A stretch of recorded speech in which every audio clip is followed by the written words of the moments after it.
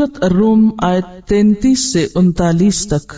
شروع کرتی ہوں اللہ کے نام سے جو بے انتہا مہربان نہایت رحم فرمانے والا ہے۔ لوگوں کا حال یہ ہے کہ جب انہیں کوئی تکلیف پہنچتی ہے تو اپنے رب کی طرف رجوع کر کے اسے پکارتے ہیں، پھر جب وہ کچھ اپنی رحمت کا ذائقہ انہیں چکھا دیتا ہے تو یکایک ان میں سے کچھ لوگ شرک کرنے لگتے ہیں تاکہ ہمارے کیے ہوئے احسان کی ناشکری کریں۔ اچھا مزے کر لو، ان قریب تمہیں معلوم ہو جائے گا۔ کیا ہم نے کوئی سند اور دلیل ان پر نازل کی ہے جو شہادت دیتی ہو اس شرک کی صداقت پر جو یہ کر رہے ہیں؟ جب ہم لوگوں کو رحمت کا ذائقہ چکھاتے ہیں تو وہ اس پر پھول جاتے ہیں، اور جب ان کے اپنے کیے کرتوتوں سے ان پر کوئی مصیبت آتی ہے تو یکایک وہ مایوس ہونے لگتے ہیں۔ کیا یہ لوگ دیکھتے نہیں ہیں کہ اللہ ہی رزق کشادہ کرتا ہے جس کا چاہتا ہے اور تنگ کرتا ہے جس کا چاہتا ہے؟ یقیناً اس میں بہت سی نشانیاں ہیں ان لوگوں کے لیے جو ایمان لاتے ہیں۔ پس اے مومن، رشتہ دار کو اس کا حق دے اور مسکین اور مسافر کو اس کا حق۔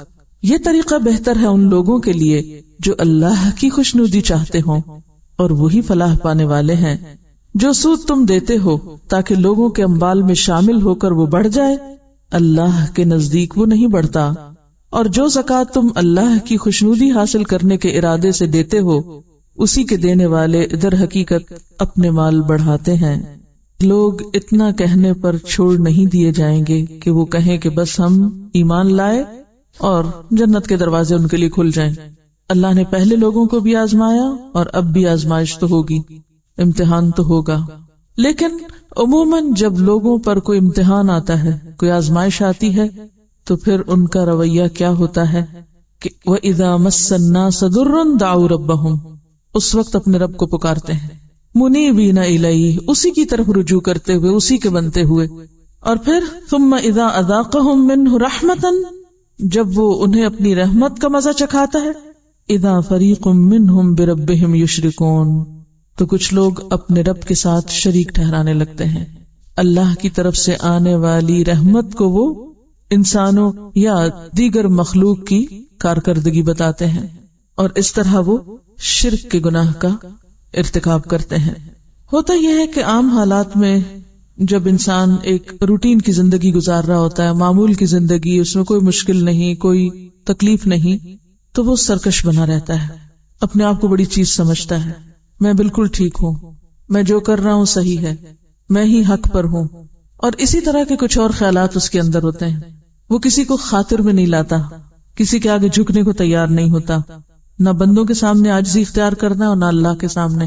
تو یکایک جب اس پر کوئی آزمائش آتی ہے، اس کا امتحان ہوتا ہے، تو پھر اس کا رویہ اور اس کا طریقہ کیا ہوتا ہے کہ وہ فوراً ڈگیں ڈال دیتا ہے، جھک جاتا ہے، اللہ کی طرف رجوع کرنے لگتا ہے، دعائیں مانگنے لگتا ہے، پکارنے لگتا ہے۔ اس وقت وہ عاجزی کا ثبوت دیتا ہے، اور بعض اوقات بندوں کے سامنے بھی جو کل تک سرکش بنا ہوا تھا آج وہ مسکین بن جاتا ہے۔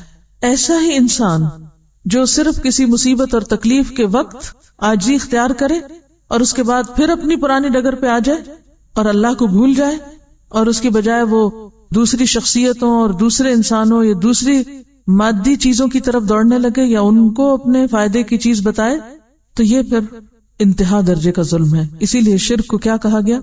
ان الشرک لظلم عظیم۔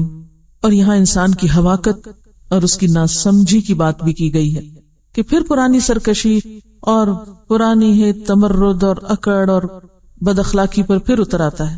لیکفروا بما آتیناہم، تاکہ وہ کفر کریں اس کا، یعنی اس نعمت کا جو ہم نے ان کو دی، یعنی ناشکری کریں، یہاں کفر بمانا ناشکری۔ فتمتعوا، تو ٹھیک ہے مزے کر لو، فائدے اٹھا لو، فسوف تعلمون، ان قریب تم جان لوگے کہ جن چیزوں پہ تم بھروسہ کیے ہوئے ہو اور اللہ کو بھول کر جن چیزوں کے پیچھے تم پڑ گئے ہو ان کی حقیقت کیا ہے، یہ جلد تمہارے سامنے آ جائے گا۔ فسوف تعلمون، ان قریب تم جان لوگے۔ ام انزلنا علیہم سلطانا فہو یتکلم بما کانوا بہ یشرکون، تو کیا ہم نے ان پر کوئی دلیل اتاری ہے، کوئی سند اتاری ہے جو گواہی دیتی ہو اس شرک کی جو وہ کر رہے ہیں؟ یعنی ان کے پاس اس شرک کا جواز کیا ہے کہ نعمت دینے والے کو بھول کے یہ دوسرے کے شکر گزار بنے ہوئے؟ ہونا تو یہ چاہیے تھا نا کہ جب تکلیف آئی، دعا ہوئی، تکلیف دور ہو گئی، اب آئندہ زندگی بھر کے لیے یہ کس کے بن جاتے؟ اپنے رب کے بن جاتے. یہی شکر گزاری ہے، یہی اس تکلیف سے نکلنے کے بعد شکر گزاری کا رویہ ہے. لیکن جب وہ ایسا نہیں کرتے، پھر اس کو چھوڑ کر دوسروں کی طرف متوجہ ہو جاتے ہیں، تو اس کو بھول کر اس سے غافل ہو کے کسی اور کی طرف متوجہ ہونا ہی دراصل یہاں شرک کا معنی رکھتا ہے. کہ وہ رب جو توجہ کے لائق تھا، وہ رب جو عبادت کے لائق تھا، وہ رب جو عظمت اور بزرگی کے لائق تھا، اس کو چھوڑ کے تم اور چیزوں سے مروب ہوئے پھرتے ہو، اور چیزوں میں پڑ گئے ہو، اور چیزوں کو تم نے اپنی زندگی میں اہم بنا لیا. تو یہی ناشکری ہے. جلد ہی پتا چل جائے گا کیا دلیل ہے تمہارے پاس اس ناقدری اور اس ناشکری کی. وَإِذَا أَذَقْنَا النَّاسَ رَحْمَةً فَرِحُوا بِهَا، اور جب ہم لوگوں کو اپنی رحمت کا مزہ چکھاتے ہیں تو خوش ہونے لگتے ہیں، پھول اٹھتے ہیں. وَإِن تُصِبْهُمْ سَيِّئَةٌ، اور جب ان پر کوئی تکلیف آتی ہے، بِمَا قَدَّمَتْ أَيْدِيهِمْ، جو ان کے اپنے ہاتھوں کی کمائی ہوتی ہے، ان کی اپنی غلطی کی وجہ سے، اِذَا هُمْ يَقْنَطُونَ، تو یکا یک وہ مایوس ہو جاتے ہیں. یہ کون شخص ہے جو نعمت پا کے پھول اٹھتا ہے اور جو نعمت کے جانے پر مایوس ہو جاتا ہے؟ یہ وہ شخص ہے جو قارونی مزاج رکھتا ہے، جو یہ سمجھتا ہے کہ نعمت اس کے زور بازو کا نتیجہ ہے، کہ جو کچھ اس کو ملا ہے اس کے علم کی وجہ سے ملا ہے یا اس کی قابلیت کی وجہ سے ملا ہے. حالانکہ ہمیں جو کچھ ملا ہے وہ ہماری قابلیت کی وجہ سے نہیں. اور اگر آپ قابلیت بھی سمجھتے تو قابلیت کس نے دی؟ ہر خیر کا سرچشمہ تو وہی.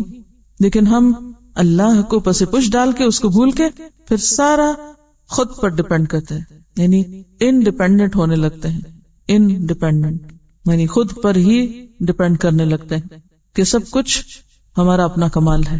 ایسے لوگ جب زندگی میں پھر کسی ناکامی کا شکار ہوتے ہیں تو انتہائی ڈپریشن میں چلے جاتے ہیں، انتہائی مایوسی میں، حتیٰ کہ اپنے آپ کو بھی ختم کر دیتے ہیں. کیوں؟ کیونکہ انہیں اب پتا چل جاتا ہے کہ جس پر وہ ڈیپینڈ کر رہے تھے وہ تو بڑی کمزور چیز تھی، وہ تو سہارا نہیں تھا. یعنی اگر اپنی ذات پر ہی اعتماد تھا تو وہ کیا تھا؟ کچھ بھی نہیں. تو جو شخص یہ سمجھتا ہے کہ نعمت مجھے اللہ نے دی ہے اور اگر چلی جائے تو وہ اسے بھی اللہ کا فیصلہ سمجھتا ہے، خود کو قصوروار ٹھہراتا ہے، وہ پہ مایوسی کا شکار کبھی بھی نہیں ہوتا. وہ خوشی پا کر بھی معتدل رہتا ہے اور تکلیف آنے پر یا آزمائش آنے پر بھی اعتدال کا دامن نہیں چھوڑتا. وہ اس وقت بھی نہ غلط بیانی کرتا ہے اور نہ ہی بد اخلاقی پہ اترتا ہے، نہ ہی اللہ سے شکوے کرتا اور نہ ہی بندوں سے، بلکہ وہ تو ہر حال میں شکر گزار ہوتا ہے، کیونکہ وہ سمجھتا ہے کہ خوشی اور غم، راحت اور تکلیف دونوں کس کی طرف سے ہیں؟ اللہ کی طرف سے ہیں. لہذا وہ دونوں حالتوں میں اللہ ہی کی طرف متوجہ ہوتا ہے. خوشی ملتی ہے تو بھی اللہ کی طرف، اور غم آتا ہے تو بھی اللہ کی طرف. جیسے آپ صلی اللہ علیہ وسلم نے مومن کے بارے میں فرمایا، عجبا لامر المؤمن، حیران کن ہے مومن کا معاملہ، حیران کن. عام بندہ سمجھ ہی نہیں سکتا کیسے حیران کن، کہ خوشی ملتی ہے تو بھی وہ شکر گزار ہے اور تکلیف آتی ہے تو صبر کرتا ہے. اور یہ چیز مومن کے سوا کسی کو نصیب نہیں ہوتی کہ ان امرہ کلہ خیر ولیس ذلک لأحد الا للمؤمن. تو یہ صرف نصیب ہوتا ہے کس کو؟ مومن کو. ان اصابتہ سراء شکر فکان خیرا لہ وان اصابتہ ضراء صبر فکان خیرا لہ. خوشی میں پھولتا نہیں، غم میں مایوس نہیں ہوتا. اس ساری بات میں ہمیں خود کو پرکھنا ہے کہ خوشی آنے پر ہم کہاں کھڑے ہوتے ہیں، زمین پہ یا آسمان پہ پہنچنے لگتے ہیں، تکبر کی کس انتہا تک جاتے ہیں، کتنی اونچی اڑان اڑتے ہیں، کیا سمجھتے ہیں خود کو اور دوسروں کو. تکبر آپ جانتے ہیں، دوسروں کو حقیر پھر سمجھنے لگنا. خود کو کوئی علم مل گیا، کوئی قابلیت، کوئی مال، کوئی عہدہ، کوئی کچھ، سب بے وقوف نظر آنے لگے، سب اپنے سے کمتر نظر آنے لگے. تکبرن. لیکن مومن خوشی پا کر کیا سمجھتا ہے؟ یہ میرے رب کی طرف سے ہے اور یہ بھی ایک آزمائشی ہے کہ میں اب کیا کرتا ہوں. لیبلونی اشکر ام اکفر. یہ کس نے کہا تھا؟ سلیمان علیہ السلام نے، جب اللہ تعالیٰ نے ان کو ہر طرح کے جانوروں کی بولیاں سکھا دی تھی. ان کا کہ یہ اتنی بڑی نعمت ہے میرے پاس، یہ میرے رب کی آزمائش بھی ہے، اتنا بڑا علم، کہ اب میں کیا کرتا ہوں، شکر گزار ہوں یا ناشکری کرتا ہوں. تو نعمت کوئی بھی ہو، جب بھی عام لوگوں کے مقابلے میں آپ کو کوئی چیز زیادہ مل جائے، سوچئے بہن بھائیوں کے مقابلے میں، رشتہ داروں کے مقابلے میں، دوستوں کے مقابلے میں، عام مخلوق کے مقابلے میں آپ کو کوئی چیز زیادہ مل جائے تو وہ دراصل کیا ہے، ایک تو اللہ کی نعمت ہے اور ساتھ ہی اس کو وہ آزمائش بھی ہے. آزمائش کس معنی میں ہے؟ اب آپ کیا کرتے ہیں، اب آپ ان کو کیا سمجھتے ہیں جن کے پاس یہ نہیں، ان کے بارے میں اب کیا خیال ہے. کیونکہ عام طور پہ لوگ کبھی کہتے ہیں یہ فلاں تو اتنا گناہگار ہے اس کو تو مل ہی نہیں سکتا، میں نیک ہوں اس لیے مجھے ملا ہے. فلاں تو ان پڑھ ہے اسے کیسے مل سکتا ہے، میں پڑھا لکھا ہوں اس لیے مجھے ملا. فلاں تو بے وقوف ہے اسے کیسے مل سکتا ہے، میں عقل مند ہوں اس لیے مجھے ملا. تو یہ خود کو پڑھا لکھا سمجھنا اور خود کو عقل مند زیادہ سمجھنا اور خود کو زیادہ بہتر جاننا دوسروں سے، یہی تو تکبر ہے. تو کبھی بھی دل میں خیال آئے تو کیا سوچنا چاہیے کہ فوق کل ذی علم علیم، ہر چیز اسی کی طرف سے ہے، دیتا بھی وہی ہے لیتا بھی وہی ہے. تو عز من تشاء تو ذل من تشاء، سب تو اسی کا ہے، میرے پاس تو اکڑنے کی کوئی گنجائش ہی نہیں. تو مومن اپنے رب پہ بھروسہ کرتا ہے، اس لیے وہ اچھے حالات میں کبھی اکڑتا نہیں، دوسروں کو حقیر نہیں سمجھتا. اور جب اس کی قوتیں جواب دے جائیں تو مایوس نہیں ہوتا. جب سب کچھ بھی چلا جائے تو جو شخص اللہ پہ بھروسہ رکھتا ہے وہ کیا کہتا ہے، اگر سب کچھ بھی کھو گیا میرا رب تو میرے پاس ہے نا، وہ تو نہیں گیا کہیں. اور جس کو رب پہ بھروسہ ہوتا ہے وہ کسی بھی چیز کے جانے پہ افسوس نہیں کرتا. حضرت موسیٰ علیہ السلام کو آپ دیکھیے، جب پیچھے فرعون تھا آگے سمندر، تو بنی اسرائیل نے پریشان کرنا شروع کر دیا حسب معمول، یہ ہمیں کہاں لے جا رہے ہو، ہمیں ڈبو گے اب تم، نہ ادھر کے رہنا ادھر کے. تو کتنے کانفیڈنٹلی کہتے کلا، اتنے تنگ حالات میں بھی، جب آگے بھی خطرہ اور پیچھے بھی خطرہ اور بیچ میں آپ پھنسے، کلا کوئی خطرہ نہیں، انما معی ربی سیہدینی، میرے ساتھ میرا رب ہے، وہ مجھے راہ دکھائے گا، وہ رستہ دے گا. ایسا شخص ہوتا ہے جو ہر حال میں انتہائی نقصان کے وقت بھی کیا کہے، کچھ بھی کھوجے. مثلا کسی کی اولاد فوت ہو جائے تو ایک مومن کیا کہتا ہے، رب تو ہے نا، اسی کی دین تھی، لے گیا، امانت اسی کا مال تھا. شوہر چلا جائے اسی کی دین تھی، لے لیا اس نے، وہ تو ہے نا، شوہر گیا وہ تو نہیں گیا. کوئی بھی چلا جائے، کچھ بھی ہو جائے، وہ حوصلہ نہیں ہارتا، وہ ہمیشہ پانے پہ نظر رکھتا ہے کہ ابھی باقی کیا. اور اگر کچھ بھی نہ رہے انسان کے پاس اور اللہ پہ بھروسہ اور توکل ہے، ایمان ہے، یقین ہے، تو سب کچھ. اور اگر سب کچھ بھی ہو اور یہ توکل اور بھروسہ اور یقین نہ ہو تو کچھ بھی نہیں ہے، پاس خالی ہے. اور ایسے ہی کھوکھلے انسان کبھی خوش نہیں رہ سکتے.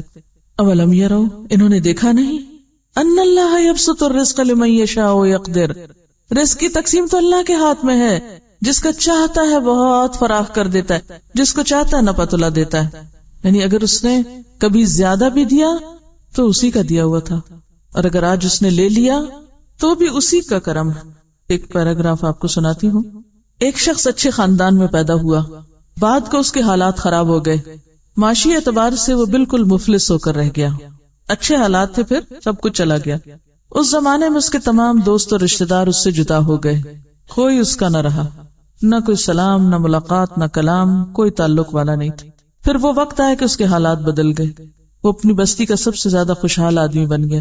اب اس کے پرانے دوست پھر واپس آنے لگے، رشتہ دار بھی پاس آنے لگے، سلام دعا کرنے لگے، اور وہ اس کو بول بول کے یقین دلاتے تھے ہم تمہارے بڑے ہی خیر خواہ تھے، ہم تمہیں کبھی نہیں بھولیں. مگر آدمی پر ان لوگوں کی باتوں کا کوئی اثر نہ ہو، کیونکہ وہ تجربہ کر چکا تھا. اس نے ان میں سے کسی کی طرف کوئی توجہ نہ دی. البتہ ایک شخص جو ہر حال میں اس کا ساتھی بنا رہا، جس نے اس کو نہیں چھوڑا تھا، اس کو اس نے بہت بڑے پیمانے پہ نوازا اور اس کو اس نے اپنا قریبی ساتھی اور مشیر بنا لیا. یہی معاملہ اللہ تعالیٰ کا ہے. اللہ تعالیٰ کے ہاں قابل قدر وہ ہے جو ناموافق حالات میں قابل قدر ہونے کا ثبوت دے. سب کچھ چھن جائے مگر اس کا اپنے رب پہ کوئی شکوہ نہ ہو، وہ اپنے دکھوں کی داستان سناتا نہ پھرے، وہ کہے سب کچھ ہے الحمدللہ. اصل شکر گزاری کیا ہے؟ یہ نہیں کہ سارے دکھ سنا کے اللہ کے شکوے کر کے پھر کہا الحمدللہ بالکل ٹھیک ہے، جس حال میں بھی رکھے، یہ تو شکر گزاری نہیں. تو اصل شکر گزار کون ہے؟ قابل قدر کون ہے؟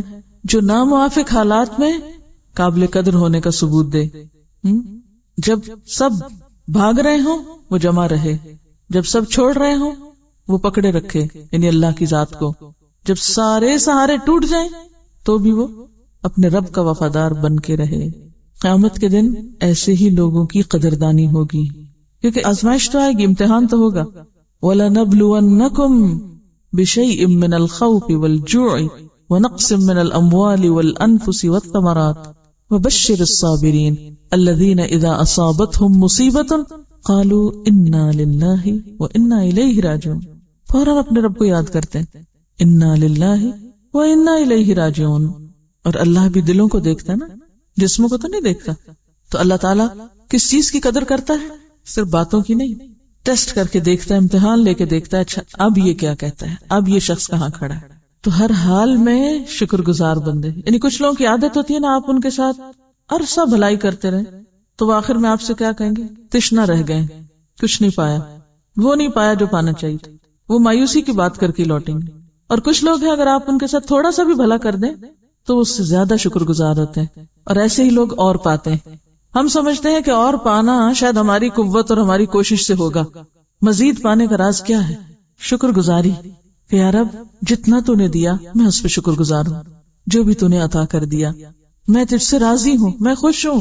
بول کے تو دیکھیں کسی وقت تنہائی میں بیٹھ کے اللہ کے ساتھ، کیونکہ ہم تو ہر وقت روتے رہتے ہیں یہ نہیں ہے وہ نہیں ہے وہ نہیں. اللہ تعالیٰ کو کتنا غصہ آتا ہوگا کہ اس کو نہیں دکھائی دیتا کیا کچھ ہے اس کے پاس، بھول گیا ان ساری نعمتوں کو جو اس کو ملی ہیں.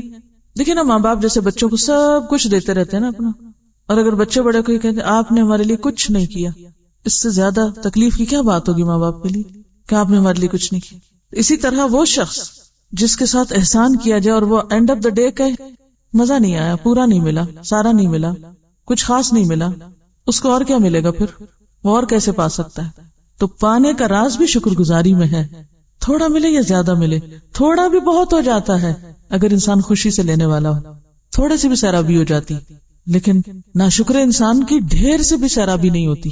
مولانا رومی کی ایک حکایت ہے. مولانا رومی کی حکایات بہت عمدہ حکایات ہیں.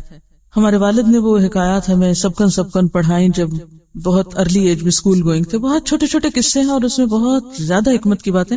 اب تو ایسی باتوں کو ہم بیکار چیز سمجھتے ہیں، لیکن اتنی زبردست تربیت کی چیزیں ہیں اس میں. گلستان اور بوستان جو ہے سعدی کی وہ بھی.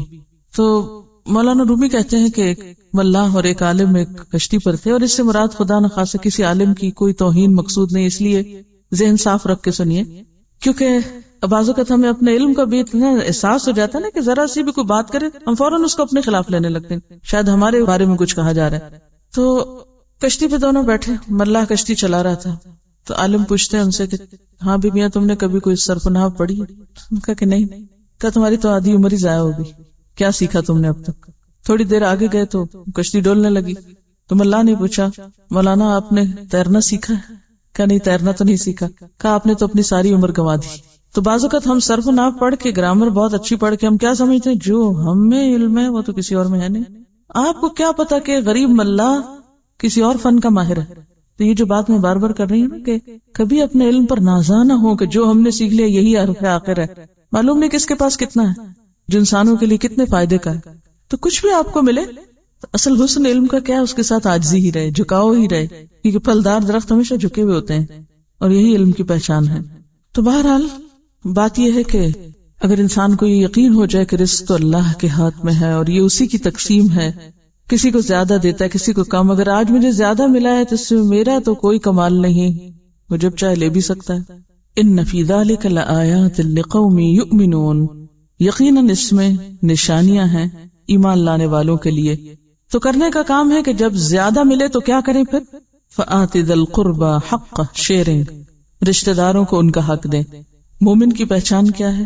کہ وہ اپنے مال کو اللہ کی رضا میں خرچ کرتا ہے، اور اس میں سب سے پہلے اس کا آغاز نیکی کا یا ابتدا کہاں سے ہوتی ہے؟ اپنے رشتہ داروں سے، اپنے قریب والوں سے.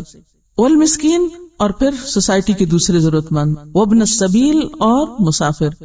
ذالک خیر للذین یریدون وجہ اللہ، یہ طریقہ ان لوگوں کے لیے بہت اچھا ہے جو اللہ کی رضا چاہتے ہیں. اس میں اگر آپ وہ حضرت ابوبکر کی مثال شامل کر لیں کہ جب وہ کمزور اور مسکین غلاموں کو آزاد کیا کرتے تھے تو ان کے والد نے ایک دن ان سے کہا بیٹا اگر کرنا ہی ہے آزاد تو کوئی نوجوان اور طاقتور غلاموں کو آزاد کرو کہ آزاد ہو کے کل تمہارے کسی کام تو آئیں، ان کو آزاد کر رہے تمہیں اس میں کیا فائدہ ہو. تو انہوں نے کیا کہا تھا کہ میں یہ اللہ کی خاطر کر رہا ہوں. قرآن پاک میں آتا نا کہ وما عنده من نعمت تجزا الا ابتغاء وجه ربه الاعلى ولسوف يرضى. تو جو وجہ ربہ الاعلی چاہتے ہیں، للذین یریدون وجہ اللہ، جو خالصتاً اللہ کے لیے نیکی کرتے ہیں، وَأُولَئِكَ هُمُ الْمُفْلِحُونَ، یہی لوگ اصل میں پھر کامیاب ہونے والے ہیں. لیکن اس کے برعکس عام لوگوں کا طریقہ کیا ہوتا ہے وہ اس جگہ تو خرچ نہیں کرتے جہاں ضرورت ہوتی ہے اور جہاں اللہ کی رضا ہوتی، اس جگہ کرتے ہیں جہاں سے ریٹرن کچھ آنا ہو۔ وہ وجہ اللہ چھوڑ کے حقیر فائدوں کا بزنس کرتے نہیں، اس کا ریٹرن چاہتے ہیں۔ اب دو طرح کے لوگ ہیں، ایک وہ جو وجہ اللہ چاہتے ہیں، اللہ کی توجہ، اللہ کی رحمت، اللہ کی محبت، اس کا قرب چاہتے ہیں، اس لیے وہ مال خرچ کرتے ہیں، اس لیے وہ کسی کو دیتے، نو ریٹرن، کچھ بھی واپس نہیں چاہیے ان کو۔ اور دوسرے وہ لوگ ہیں جو اس لیے دیتے ہیں تاکہ زیادہ حاصل کر سکیں، جیسے وہ قرآن پاک میں بھی آتا ہے نا، سورۃ المدثر، ابتدائی دور کی جو تعلیمات تھی، بیسک جو ایتھکس کی باتیں ہیں، وَلَا تَمْنُن تَسْتَكْثِرْ، احسان اس لیے نہ کرو کہ اور زیادہ لے سکو۔ تو ایک طرف وہ خرچ کرنے والے جو اللہ کی خاطر، اور دوسری طرف وہ جو لوگوں کو اس لیے دیتے ہیں تاکہ ان سے اور زیادہ واپس لے سکیں، مزید لینے کے لیے۔ انہوں نے دینے کو بھی، یعنی بظاہر جو اوپر اللہ کا نام لگایا ہوا ہے، اللہ کے نام کی آڑ میں وہ لوگوں کو جو دیتے ہیں اس کا لوگوں سے ہی ریٹرن چاہتے ہیں، اللہ کی رضا نہیں چاہتے، اسی لیے تو پر احسان جتاتے ہیں۔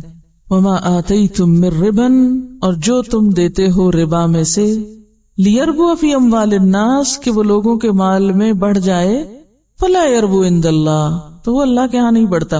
اس کا کیا معنی ہے؟ ابن عباس اور متعدد صحابہ اور تابعین کہتے ہیں کہ اس آیت میں ربا سے مراد سود نہیں بلکہ وہ ہدیہ یا تحفہ ہے جو کوئی غریب آدمی کسی مالدار کو، یا ایک عام شخص کسی حکمران کو، ایک خادم اپنے آقا کو یعنی مخدوم کو اس نیت سے دیتا ہے کہ اس کے دینے کے بدلے مجھے زیادہ ملے گا، یعنی یہ تحفہ میں اس لیے دے رہا ہوں تاکہ اس سے بڑا ریٹرن میرے پاس آئے۔ تو پھر وہ دیتا بھی وہاں ہے جہاں سے بڑا آتا ہے، وہاں نہیں دیتا جہاں ضرورت ہے۔ تو اسے ربا سے تعبیر کیا گیا، کیونکہ دینے والے کی نیت کیا ہے، یعنی بظاہر دیکھنے میں اس میں کوئی خرابی علت نظر نہیں آ رہی، بڑا اچھا کام ہے کہ دیکھو ایک غریب شخص کا کتنا بڑا دل ہے، وہ اپنے آقا کو اپنی معمولی سی کمائی میں سے بھی نکال کے لا کے کچھ دے رہا ہے، حالانکہ وہ بظاہر خوبصورت نظر آنے والا کام پیچھے سے بدنیتی پر مشتمل۔ کیا ہے نیت پیچھے؟ اس سے اور نکلوایا جائے۔ تو جو شخص کسی کو بھی تحفہ یا ہدیہ اس نیت سے دیتا ہے کہ یہ تھوڑا دے کے میں اور لے لوں اس سے، تو اس سے مراد پھر وجہ اللہ نہیں ہوا کرتی۔ یخادعون اللہ والذین آمنوا تو ہو سکتا ہے لیکن وجہ اللہ نہیں ہو سکتا۔ وما آتیتم من زکاۃ تریدون وجہ اللہ، اور جو زکوٰۃ تم دیتے ہو اللہ کی خاطر، اور وہ کس طرح دیتے ہو کہ دایاں ہاتھ دے تو بائیں کو خبر نہ ہو، اپنا آپ اپنا اندر پاک کرنے کے لیے، نہیں حرص اور بخل سے۔ زکوٰۃ کا ہی معنی ہے پاک کرنا۔ کس کو پاک کرتی ہے؟ مال کو تو کرتی ہے، انسان کے اندر کو بھی کرتی ہے، اس کے اندر سے بخل اور شح اور حرص اور لالچ کے جو احساسات یا جذبات ہیں ان کو نکالتی۔ تو فرمایا کہ جو زکوٰۃ تم دیتے ہو، تریدون وجہ اللہ، اگین تم چاہتے کیا ہو؟ اللہ کی رضا۔ فاولئک ھم المضعفون، تو یہی لوگ بڑھانے والے ہیں، زیادہ کرنے والے ہیں۔ انہی لوگوں کا مال اصل میں بڑھتا ہے۔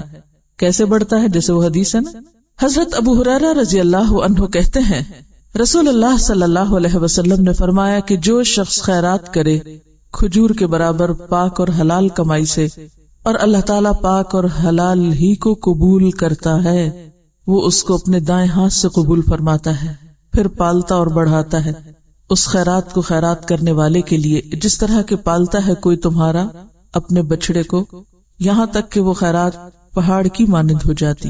یہ جو جملہ ہے، اور اللہ صرف طیب ہی قبول کرتا ہے، اس کے بارے میں کسی بزرگ کا ایک واقعہ آتا ہے۔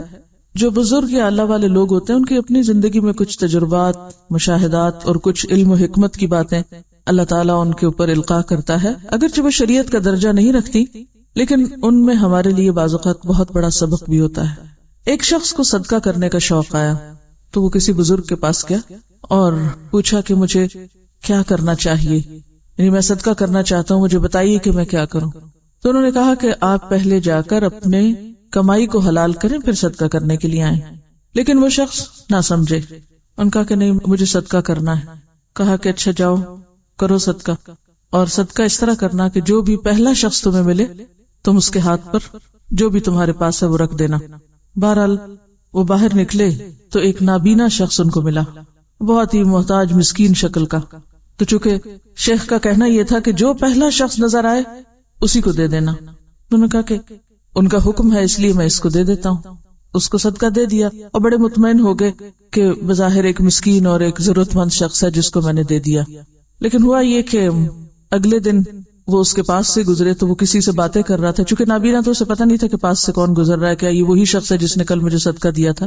تو کہہ رہا تھا کہ کل کسی مالدار شخص نے مجھے اتنا اور اتنا دیا اور میں نے فلاں کے ساتھ رات شراب پی. تو بہت افسوس ہوا. پھر وہ گئے شیخ کے پاس کہ میں نے تو صدقہ کیا تھا تو وہ تو ضائع ہو گیا, وہ تو کسی غلط کام میں لگ گیا. تو انہوں نے کہا کہ دیکھو میں نے تم سے کہا تھا کہ تم پہلے اپنی کمائی کو حلال کرو, کیونکہ لا يقبل اللہ الا الطیب, اللہ پاک ہی کو قبول کرتا ہے. حرام کی کثرت بھی اللہ کو متاثر نہیں کرتی اور نہ ہی اس کو کچھ فائدہ. کہا کہ دیکھو میں تمہیں 1 دینار دیتا ہوں اپنی حلال کمائی میں سے, اور یہاں سے نکل کر جو پہلا شخص تمہیں نظر آئے تم اس کو دے دینا. وہ باہر نکلے تو ایک شخص جو بظاہر اچھے حال میں نظر آیا اس کو.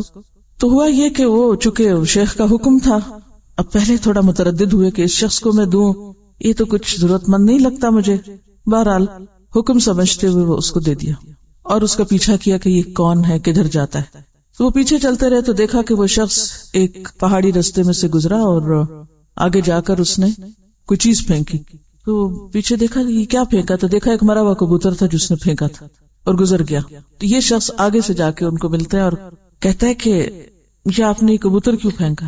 تو کہنے لگا کہ میرے بچے ہیں چھوٹے اور وہ بھوکے ہیں اور ہمارے پاس کھانے کو کچھ بھی نہیں تھا, تو مجھے راستے میں یہ مرا ہوا کبوتر نظر آیا تو میں نے اس کو اٹھا لیا کہ اور کچھ نہیں تو یہی بچوں کو کھلاؤں تاکہ ان کو موت کے منہ سے بچاؤں. تو اب جب کہ مجھے اللہ نے یہ مال دے دیا ہے تو میں نے وہ مرا ہوا کبوتر پھینک دیا ہے. پھر وہ پلٹ کر شیخ کے پاس آئے اور کہنے لگے کہ اب مجھے بات سمجھ میں آ گئی ہے کہ اس آیت کا کیا مطلب ہے کہ اللہ صرف پاک کو قبول کرتا ہے.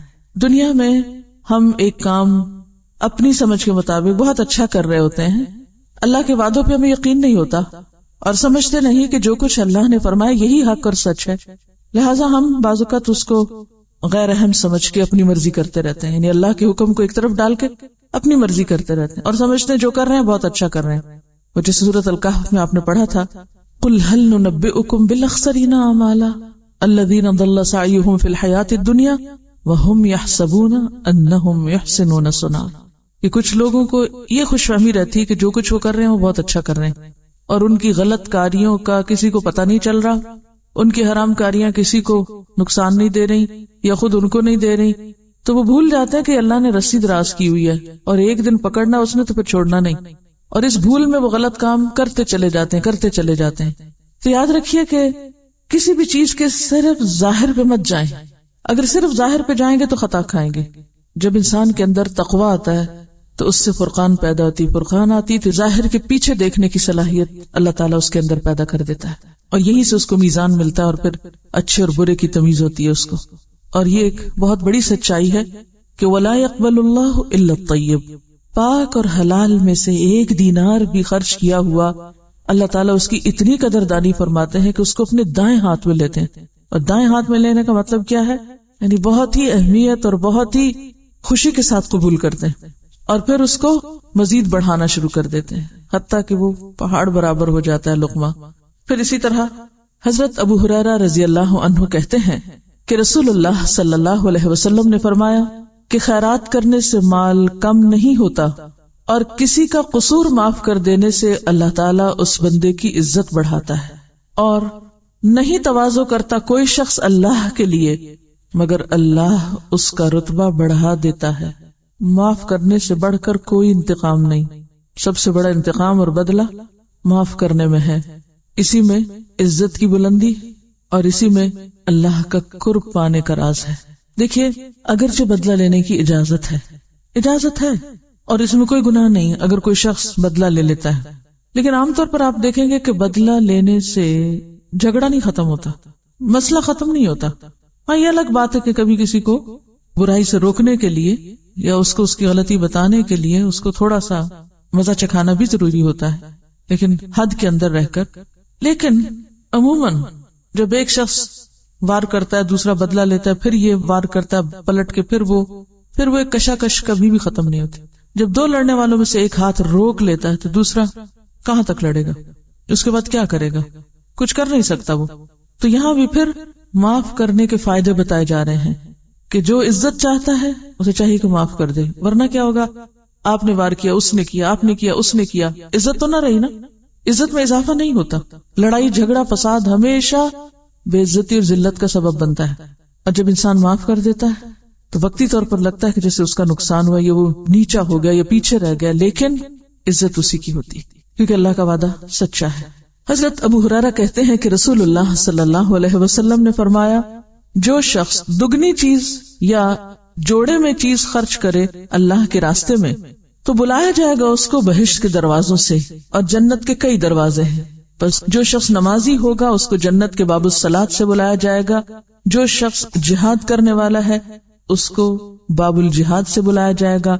جس شخص نے بہت خیرات کی اس کو باب الصدقہ سے بلایا جائے گا. اور جو شخص روزہ رکھنے والا ہے اس کو باب الریان سے بلایا جائے گا. یہ سن کر حضرت ابو بکر نے کہا کہ بظاہر اس کی تو کوئی ضرورت نہیں ہے کہ ان سب دروازوں سے کسی کو بلایا جائے، لیکن کیا کوئی ایسا شخص بھی ہے جس کو سارے دروازوں سے بلایا جائے گا؟ آپ نے فرمایا ہاں، اور مجھے امید ہے کہ تم ان لوگوں میں سے ہوگے. یہاں صدقہ کرنے کا ایک خوبصورت طریقہ بتایا گیا ہے، ایک انوکھا، یعنی ایک خاص طریقہ بتایا گیا ہے یا ایک خاص چیز کی طرف توجہ دلائی گئی ہے. ایسی احادیث پڑھ کر اللہ کے رسول صلی اللہ علیہ وسلم پہ بہت ہی پیار آتا ہے کہ ماں باپ بھی اپنی اولاد کو کیا ادب سکھائیں گے، کیا کیا چیز بتائیں گے جو آپ نے بتائیں، اور کن کن چیزوں کی طرف اور چھوٹی چھوٹی باتوں کی طرف بھی آپ نے توجہ دلائی. یعنی صدقہ تو کرنا ہی ہے، لیکن جوڑے میں صدقہ کرو، ایک چیز کی بجائے دو. پیر زوجین کس کو کہتے ہیں؟ پیر کو.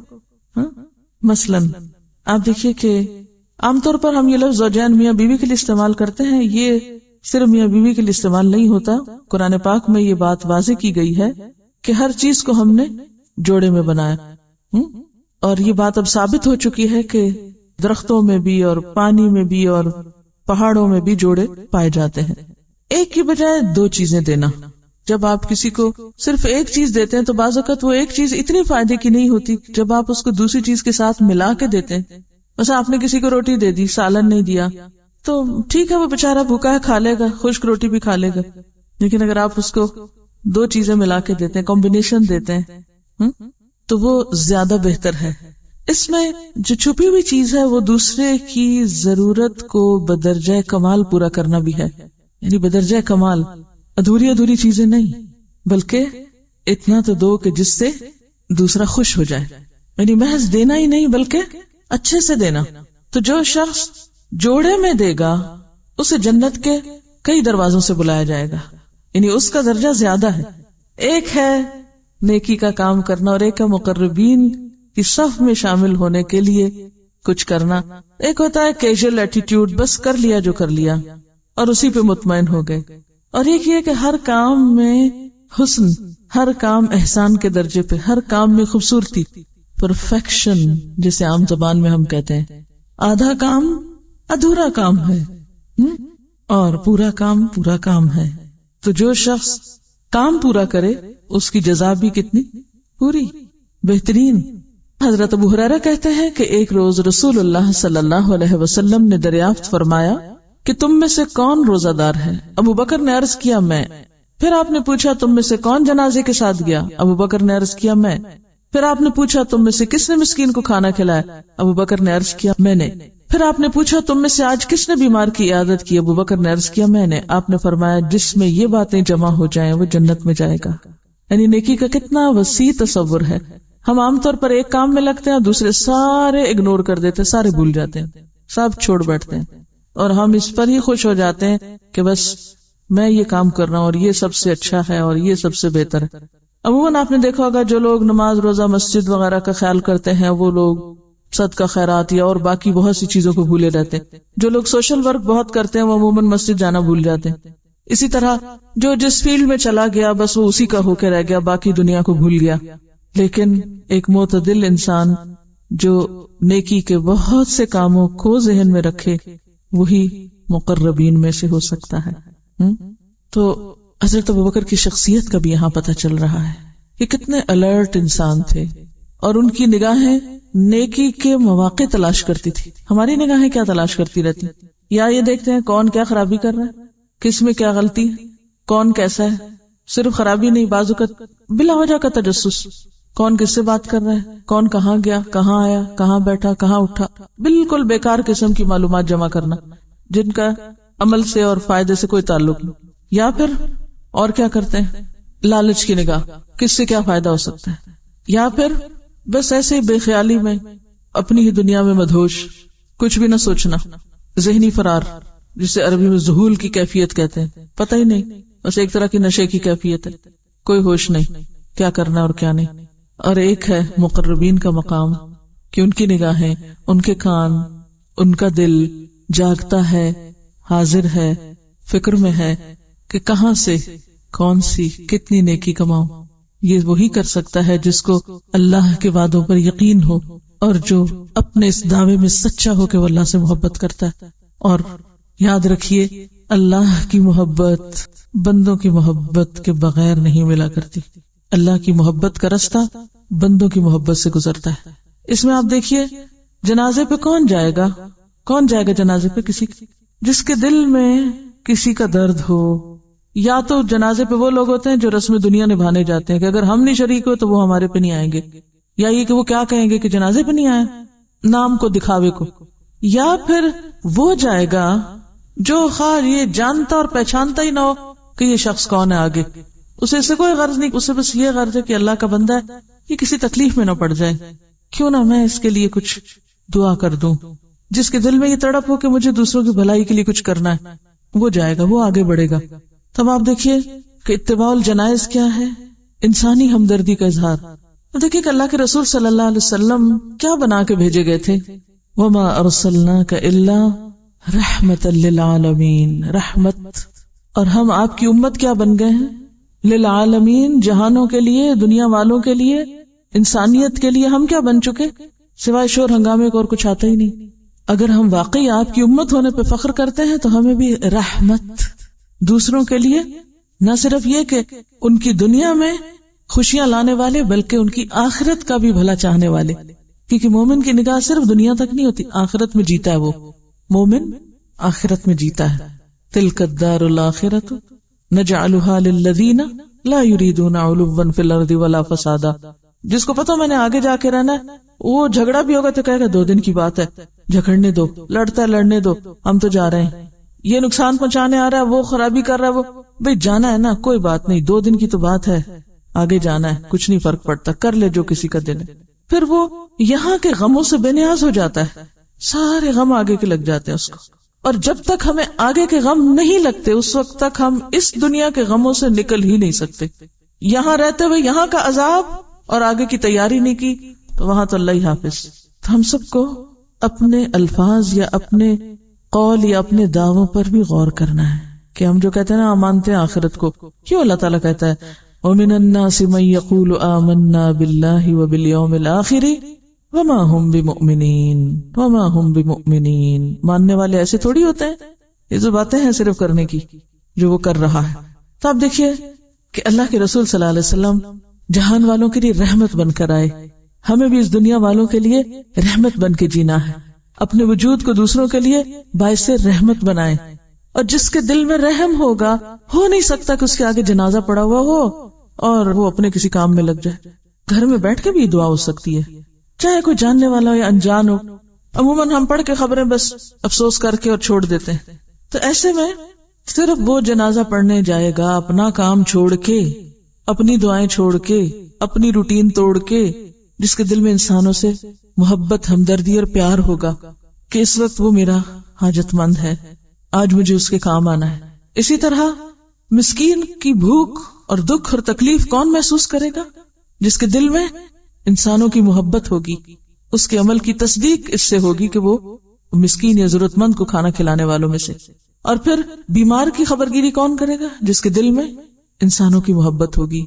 اب یہاں کوئی اپنی نماز اور کوئی اپنے اور روزے وغیرہ کا ذکر نہیں، سب انسانوں کی خدمت، سوشل ورک اللہ تعالیٰ بندوں کے پاس ملتا ہے.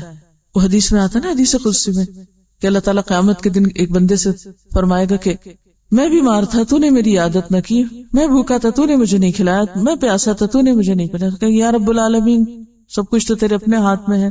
تو اس وقت اللہ تعالیٰ کیا فرمائیں گے؟ میرا فلاں بندہ ایسا تھا، تم اس کے پاس جاتے تو مجھے وہاں پاتے.